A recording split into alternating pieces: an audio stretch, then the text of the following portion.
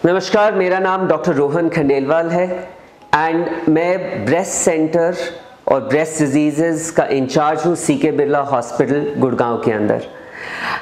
आज मैं एक बहुत ज़रूरी विषय के बारे में बात करूँगा and that is a breast fibroadenoma. स्तन के अंदर गांठ, जो सबसे कॉमन गांठ है, उसको फाइब्रोएडिनोमा कहते हैं। नाउ ये जो गांठ होती है ये अमूमन 15 से 30 साल के बीच की लेडीज के अंदर होती है और अच्छी बात यह है कि इस गांठ में कैंसर होने की क्षमता बहुत ही कम है, 2% से भी कम रहती है।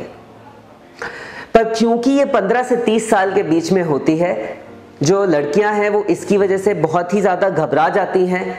इतनी छोटी उम्र पे गांठ होना, उनकी फैमिली भी घबरा जाती है। तो मेजॉरिटी जो लड़कियां हैं वो मेरे पास आती हैं कि उनकी छाती के अंदर एक गांठ है एंड यूजुअली इस गांठ के अंदर दर्द नहीं होता है। इस प्रॉब्लम के साथ वो हमारे को विजिट करती हैं। कई लड़कियों को पीरियड से पहले थोड़ा बहुत दर्द भी हो सकता है इस गांठ के अंदर, पर अमूमन मरीजों के अंदर दर्द नहीं होता है। तो ये जो फाइब्रोएडिनोमा की डायग्नोसिस है, ये हम एग्जामिनेशन पे और एक अल्ट्रासाउंड के द्वारा बना सकते हैं। हर फाइब्रोएडिनोमा के मरीज के अंदर नीडल टेस्ट या सुई की जांच करना ज़रूरी नहीं है। ये नीडल टेस्ट या सुई की जांच हम उन्हीं मरीजों के अंदर करते हैं जिनके अंदर अल्ट्रासाउंड के अंदर कुछ अलग फीचर्स आते हैं, एटिपिकल फीचर्स आते हैं। ना 2 सवाल जो हर फाइब्रोएडिनोमा का मरीज पूछता है या उनके फैमिली वाले मेरे से पूछते हैं।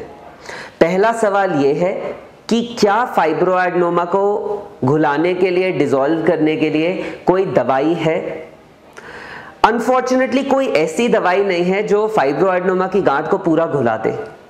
तो एक बार ये गांठ बन जाती है तो वो लंबे समय तक छाती के अंदर रहती है। सब मरीजों के अंदर ये गांठ बड़ी नहीं होती, सिर्फ 50% के अंदर ये गांठें बड़ी होती हैं। 50% के अंदर ये गांठें सेम साइज की रहती हैं, पर कोई घुलाने की इनकी दवाई नहीं है।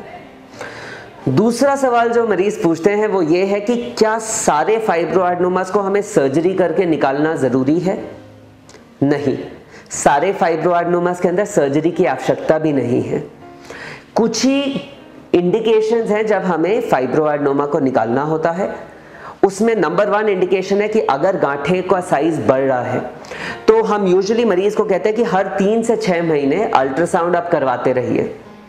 अगर वो अल्ट्रासाउंड के अंदर साइज हमें लगता है कि डबल हो गया या काफ़ी बढ़ गया, तो हम रेकमेंड करते हैं कि वो सर्जरी करवाएं उसकी।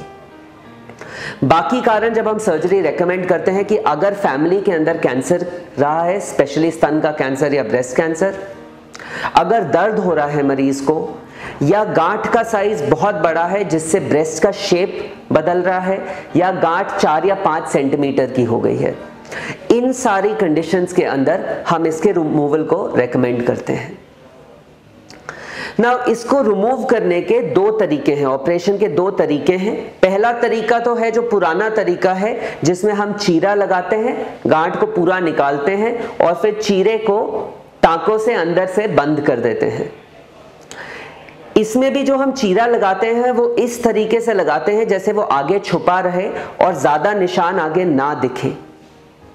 मरीज को एक दिन भर्ती रहना पड़ता है या सुबह आके शाम को भी जा सकते हैं एंड इंश्योरेंस के अंदर भी ये सर्जरी कवर हो जाती है।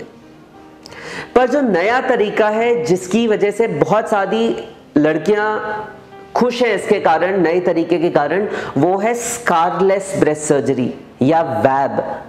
स्कारलेस मतलब कोई निशान नहीं छूटता इससे, एंड इसका फुल फॉर्म है वैक्यूम असिस्टेड ब्रेस्ट सर्जरी। इसकी एक स्पेशल मशीन होती है जिससे हम फाइब्रोएडिनोमास को निकालते हैं।